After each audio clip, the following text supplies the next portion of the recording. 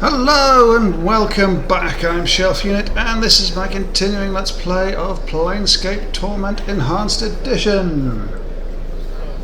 Quick sip of water before we begin and reveal the murderer to Keldor, because we already know what it is.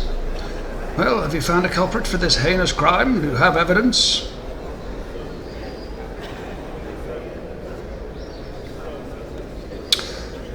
Thilden committed the crime, but Saros tried to frame him for it. It's an anarchist plot. Saros is in the middle of it. Arrest them both. What? Both of them? This is a sad day for the godsman. A sad day indeed. Allow me a moment to summon the guards. Updated my journal. He seems saddened by the ordeal. It is done.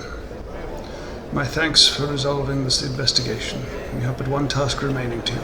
Sandoz, father of Sarosa and Saros. Very, very cleverly named there. Effort 0. One of our more vital members has returned from a harrowing journey. He has locked himself in his tower room and is threatening to kill himself. Speak to him. Stop him. Updated my journal. Farewell. 10,000 XPs. And we are well on our way to becoming a level 9 mage.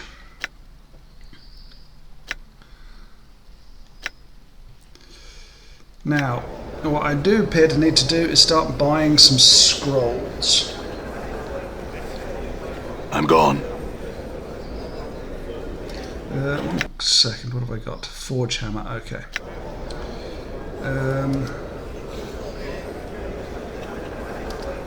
Sorry, where's my journal? Where is he? Prevent Sandoz from killing himself. Where is Sandoz? Come back to you in a bit. Sandoz up here. Need to talk to Sandoz, sir. Good luck. Thanks. Call through the door. Sandoz, we've got to talk. Sandoz's voice is muffled by the thick door. What do you want? The voice sounds desperate and lonely. I'm here to talk to you, Sandoz. You want to talk? Is that what you want? How about you listen? The voice pauses and then gathers steam. What's the point of it? That's what I want to know. Why do we do the things we do? What's the thing that keeps driving? Pride, and ego. We keep telling ourselves that we can be something, that we mean something, that there's a reason we're here. But in the end, it's all just blackness. And I've seen that final blackness. There's no reason to deny it. And we keep pushing on out of foolish pride. There's no reason to it. Did you ever consider that you became a godsman for a reason?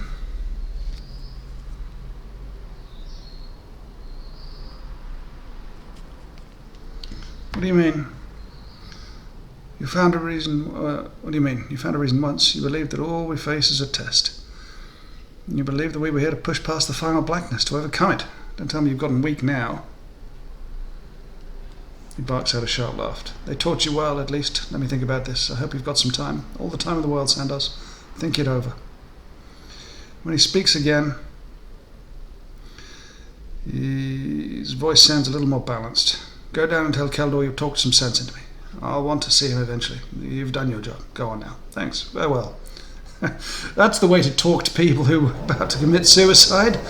Just snap out of it. All right. Not so sure on that one.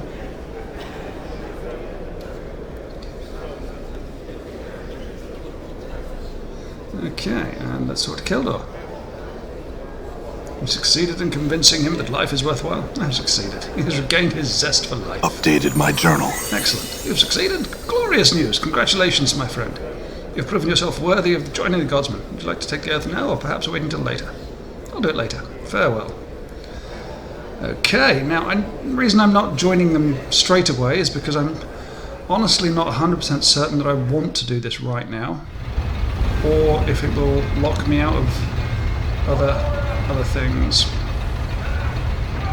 But happy about that, at least. So let's quick save. Done. Now I want to head to the art gallery. One thing that I am slightly disappointed about was that none of this gave me any actual money. How are we doing in XP's doing well, going along, getting there, and slow. So where are we? This is the lower ward. I'm going to quickly pop into the market and sell some things, see when I'm done. Okay, sold a couple of things. Didn't buy any spells, but such is. Let's go up to the Clerk's Ward again. All right. I don't know why it takes us so long to get up here, but... Okay. Now... There's the Art and Curio Gallery.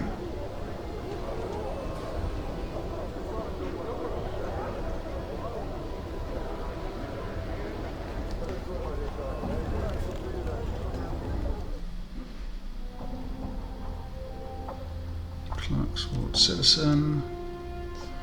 Done. Okay, let's just wander through. Let's talk to Ivana. Before you is a well-dressed elderly woman in a gown of peach-coloured and golden thread. She stands quietly, her hands folded together primly, and nods in your direction. It's then you notice that she has no pupils. Her eyes are entirely white. Greetings, sir. I am Ivana. Welcome to my galleria. Feel free to look about, spending as much time here as you like. Should you have questions regarding any of the pieces, do not hesitate to ask me of them. I had some questions, Ivana. One moment, sir. Your voice. It is heavy with age and wounds. Would you be so kind as to permit me to touch your face? Yeah, go ahead. Ivana smiles, gently running her old hands over the skin of your face. She frowns, looking slightly puzzled. So many scars, both old and new. They seem to... She touches the side of your throat, flashes and then pulls away. Pardon me, sir. I was curious to see how far they went. It's fine. They're everywhere. My whole body is scarred. Ivana nods. I had some questions. Of course, sir. Please ask. Can you see, Ivana? I cannot see, but only because I do not wish to. In time I will allow my revision to return so that I can re-experience the contents of my gallery with the benefit of new, fresh eyes. I had another question. What is this place? Why, it is my galleria of the plains. She smiles and gestures around her. These pieces have been brought from far and wide. Some I sell, some I keep, all I display. At one time or another, please enjoy them again. Should you have questions regarding any of the pieces, do not hesitate to ask me of them. Another question. What's of interest here? I'm afraid that I do not go far from beyond the gallery and cannot help you with this matter. You might try and ask someone else. Another question. Where can I find work here? I'm afraid that I do not. Another question. What do you know of Ravel Puzzle? She is a night hag, one of the eldest Grey Sisters of the Wastes, who came to Sigil many centuries ago to pursue ancient arcane experiments.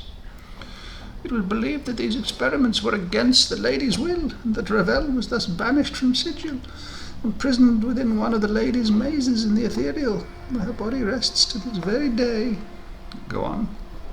Ravel was said to have been a master of riddles and puzzles, but it was believed that one riddle, one question in particular, was said to have plagued the ancient night hag. What can change the nature of a man?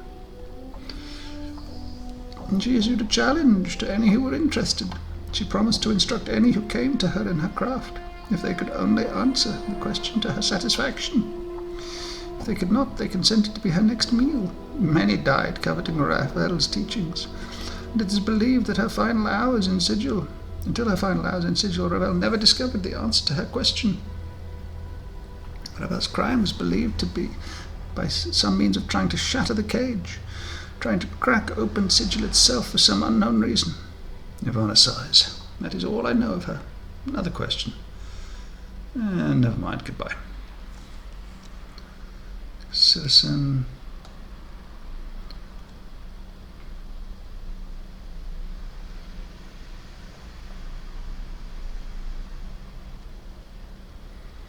Okay, let's quick save and have a look at this. I set up 4 paintings which portray an empty beach in the dead of night. The air around the paintings smells faintly of brine, and the painted sea seems to ebb and flow across the darkened shore. The placard reads, Thurin Shoreline. Okay, let's leave. Oh my god.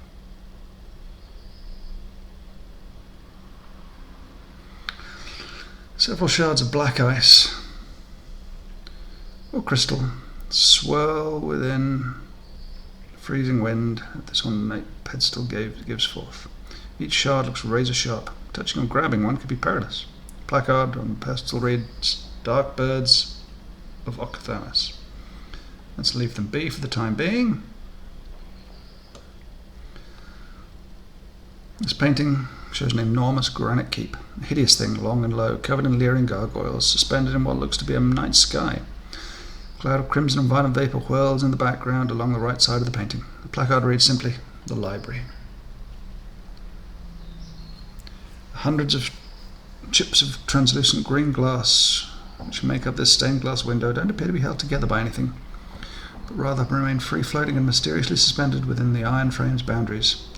The shards ripple and move in slow waves, causing bizarre patterns to fluctuate across the window's surface, as various portions of it refract the gallery's light in different directions. A small placard beside the window reads, Arcadian Stained Glass Window.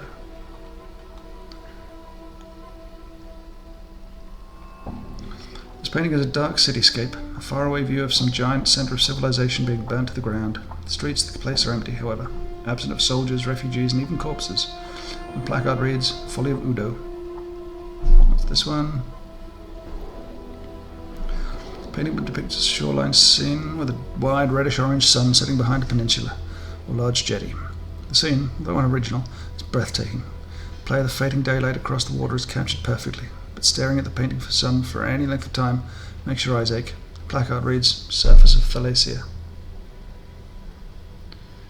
Wow, these are quite fun paintings to look around, come on. This looks to be a subterranean landscape, a massive cavern interior filled with colourful, faintly luminescent gigantic fungi. A placard reads, Veil beneath Clang Get In.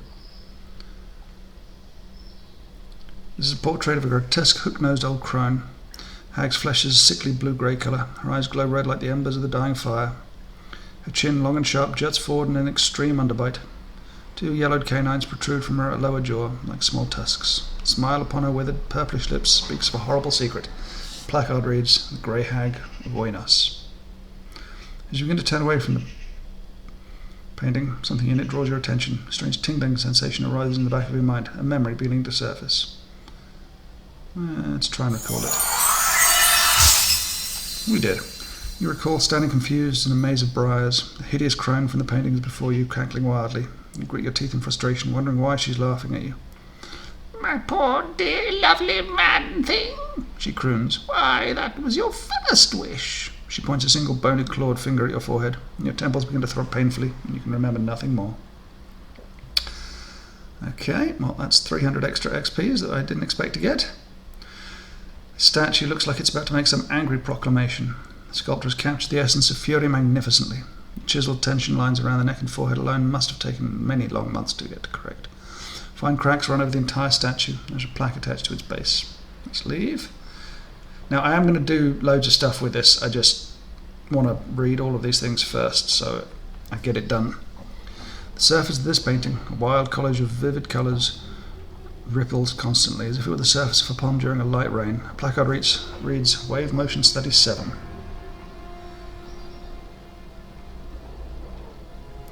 A brilliant ruby statue stands on this pedestal carved into the image of a winged humanoid. Its figure is either demonic or angelic in nature. It's difficult to tell which because it refracts the light in the gallery strangely. There's no placard indicating what exactly the statuette is.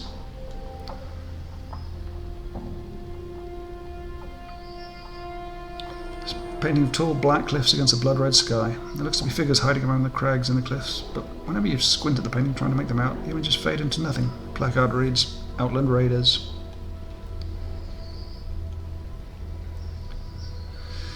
A massive horn of beaten lead wound with brazen chains.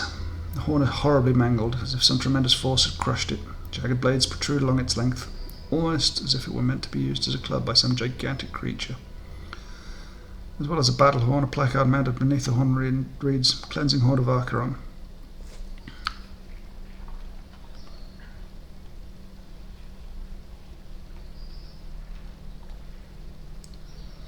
This painting, an abstract work of greens and purples, writhes and ripples as it is watched. Closer examination reveals that the actual painted image is changing rather than the canvas itself. The placard states, "Moment's glance from the walls of Makshima."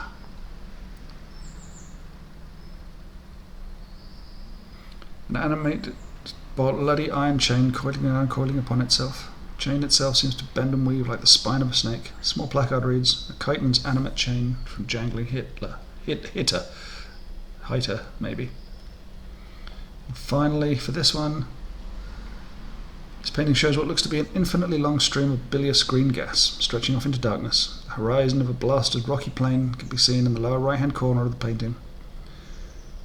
One is given the impression that the head of the green cloud is rearing to strike down upon it. The placard reads, "Hazazoth of the consumption of Nagar."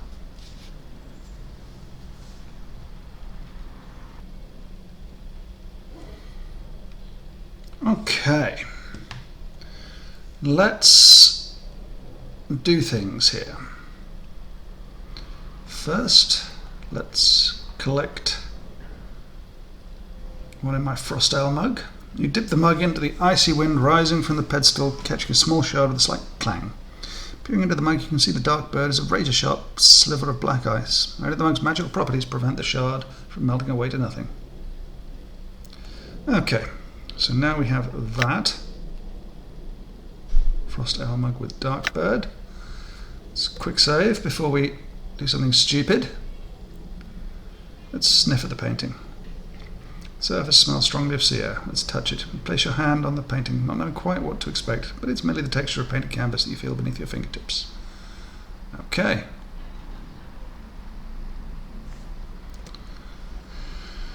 Okay, let's touch the painting. Oddly enough, there's nothing unusual about the surface of the painting.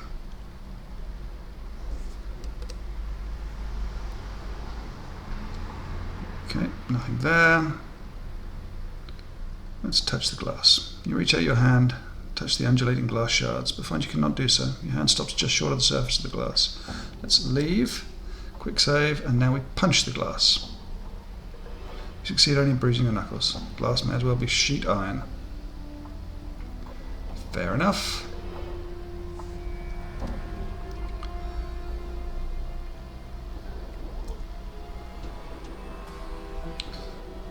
Leave. Just want to test something out here. I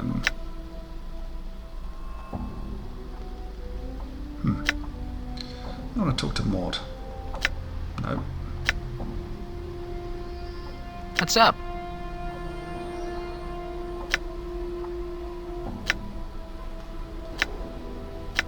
Hey, what's eating you, Chief? Maud, I don't mind you tagging along, but is there anything else you can do except chatter? Yeah, chattering's my best trait, eh? He rattles his teeth around and grins. Yeah, I know about the Litany of Curtises, Maud. I'm more interested in what you got. What about you? More curious about what you got while you were at Lothar's.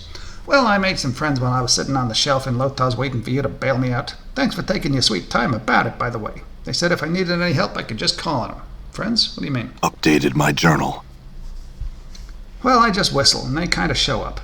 They're a good bunch of bashers, bite like snakes, too. Note, Morton now has a special ability called Skull Mob. When invoked, he can summon a horde of skulls from off-screen to come and bite an opponent multiple times. The strength and damage of the skulls varies according to Mort's level. The power can only be used a limited number of times a day. I see. I had some other questions. What's eating you, Chief? You said you're a mimmer, right, Maud? Yeah, a mimmer's a floating encyclopedia. You put information in, you get information out. Alright, let's go. Yeah? Okay, so now we have Litany of Curses and the Skull Mob. Insults. No undead. Target suffers a -2 to hit and -2 armor class and -2 to that. And the Skull Mob. Avalanche of friends from the bones of night come take a bite. 1 to 4 hit points of damage per Mort's level. Once per day. 1 to 4 per level, and he's now level 7, so that's 7 to 28 damage. It's pretty good, personally, speaking. Excellent. Well, we've gained a new ability for Mort. What's this one? Done. Okay, let's go here. Leave. Okay. It's a quick save. Now this one I know we have something to do on. Read the plaque. The plaque reads, the statue is believed to be the final fate of the Syrian sorcerer Gangroikiaidan, attacked by a conclave of rival sorcerers, the height of his dream madness. He was imprisoned with a spell that turned his flesh into stone. Gangroikiaidan is said to have been frozen, with the final awful curse still upon his lips. A curse so terrible that it was never meant to be spoken by the lips of a living man. Let's examine the statue. The statue looks as if it's about to make some angry proclamation. The sculptor has captured the essence of fury magnificently. The chiseled tension lines around the neck and forehead alone must have taken many long months to get correct. Fine cracks run over the entire statue. There's a plaque attached to its base. Examine the cracks.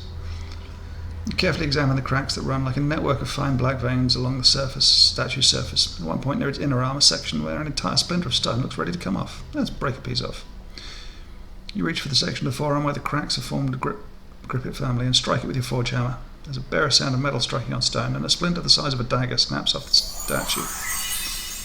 4,000 XPs.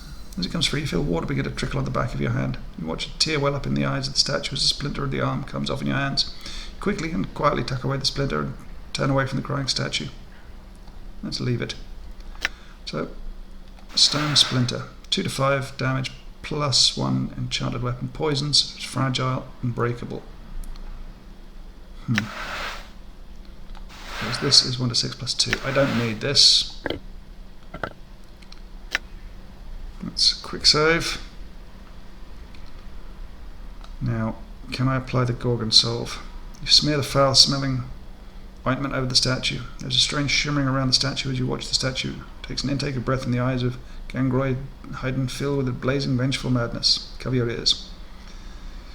Before you can do such a thing, a blazing torrent of words flies from the sorcerer's lips. As he speaks, you feel an agonizing sensation like a sudden wave of raging heat pour over you and settle into your skin like a blistering wound. Blindness strikes you as your eyes burst, running from their sockets like shattered eggs. You hear something screaming and realize it's you. Last thing you hear over your own cries is Mort shouting. New taunts, all right. By the lady's bladed teats, what a... And everything suddenly falls silent as the last of your senses flicker and fade away to nothing. Die horribly. Ugh, encore, encore. Feels like I've been strained through someone's bowels. Okay, well, what happened there was we died, but we did get 4,000 XPs. On top of the other 4,000 XPs. So we are running ever closer to leveling up, albeit Mort's a long time in coming. Huh? Opening the curses has not been upgraded there, but let's... Hey, what's eating you, Chief?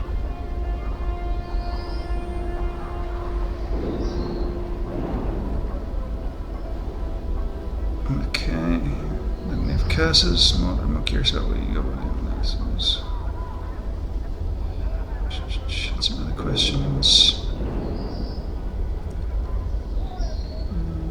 And your die Mort, and your body. Other questions. All right. Okay, back to the art gallery.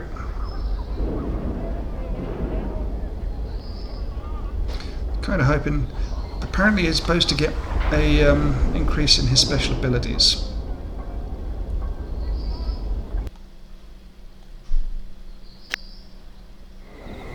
All right.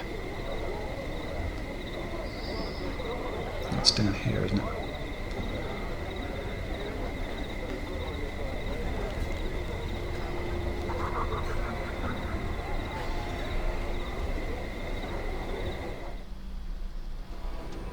I'm gone.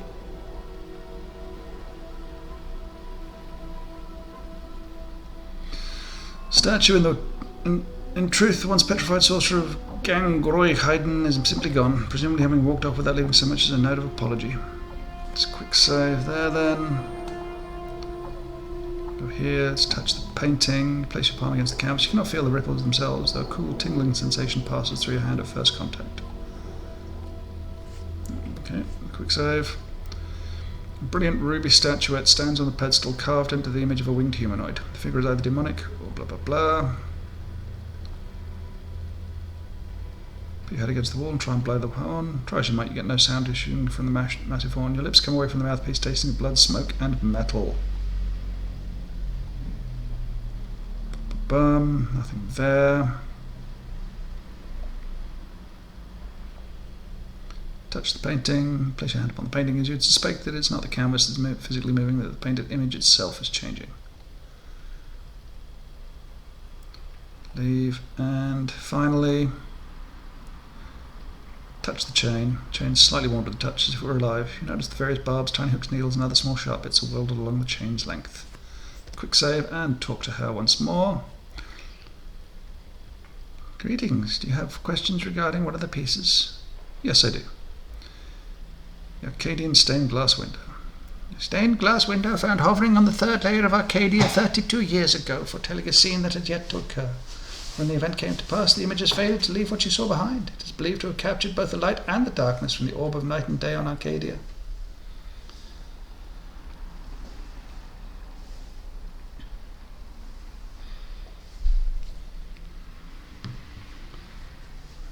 Then slowly release it, creating a brief but slow fade, dawning and dusk, but only within the glass itself. Or day and night. Arcadia?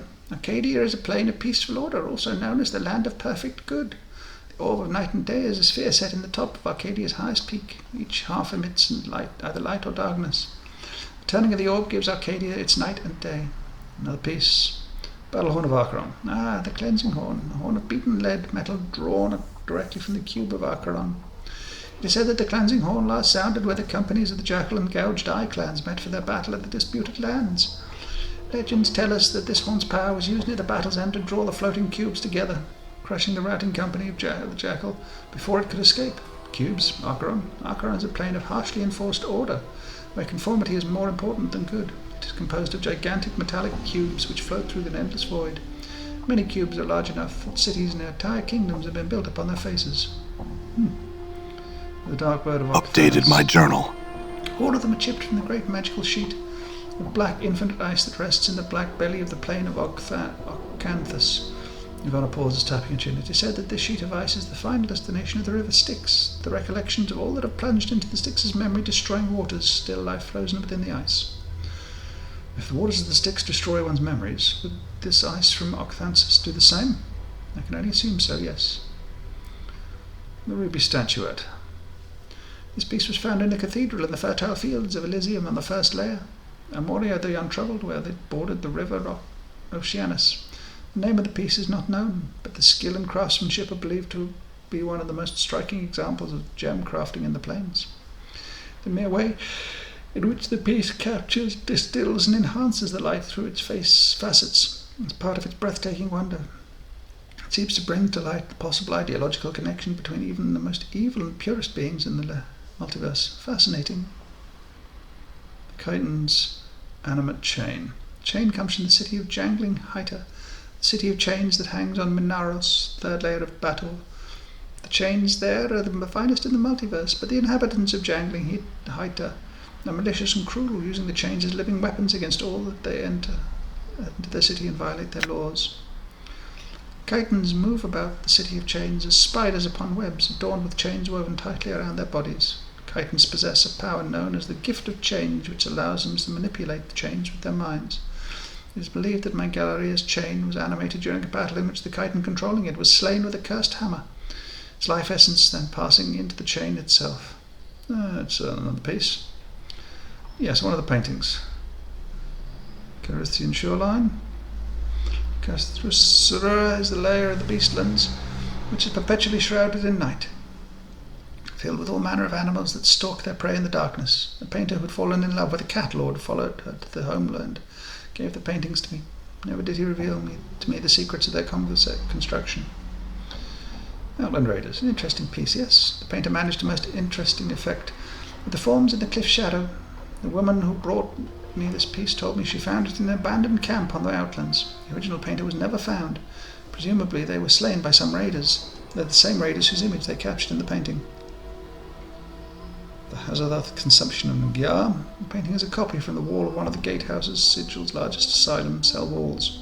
All the occupant could speak was, Hazadoth has consumed Nagar, Hazadoth has consumed Nagar. A bit frightening, I think, but a fine painting nevertheless.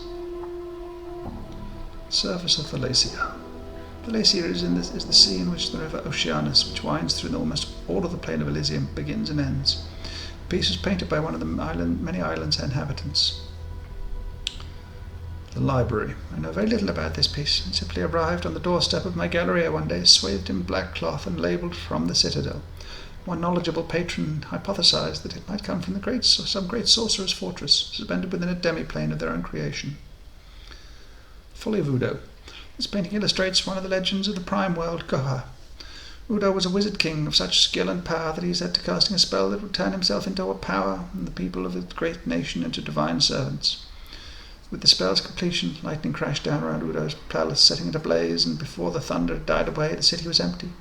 Not a living thing to be found. Over 70,000 people vanished and without a trace. In a heartbeat, no one knows the fate of Udo or his people. Veil beneath Clongedin. Bolbogstone knows sold this painting to me. It is of a field beneath Mount Clongedin, the home of the dwarf Einherjar, spirits of the upper planes who serve as guardians or warriors in the plain of Arcadia. The Grey Hag of Oinas. That is said to be a portrait of Ravel Puzzlewell, very likely the most evil hag ever to have terrorized the Grey Wastes and beyond. Do you know of her? Boom, we did this. We did this. We did this. We did this.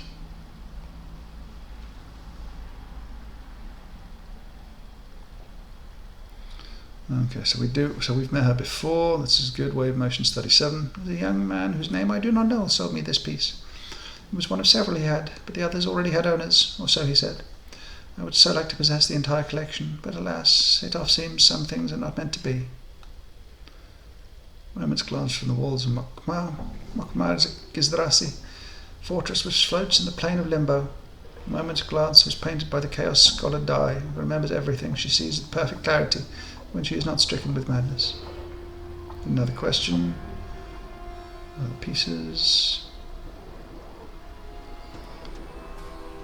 And the statue of the screaming man. Odd that you should ask about that. Just after a terrible noise, some patrons came running to me about a mangled corpse on the floor. The harmonium came to remove the body from the premises, but could find no perpetrator. I told them that in all likelihood some madman had released Gangroigheiden and had been slain by his curse. The old sorcerer himself was nowhere to be found. I know nothing more. That's all I wish to know. Farewell. Right, I just want to check what alignment we are now. We're still neutral, good. Okay, and with that we have completed the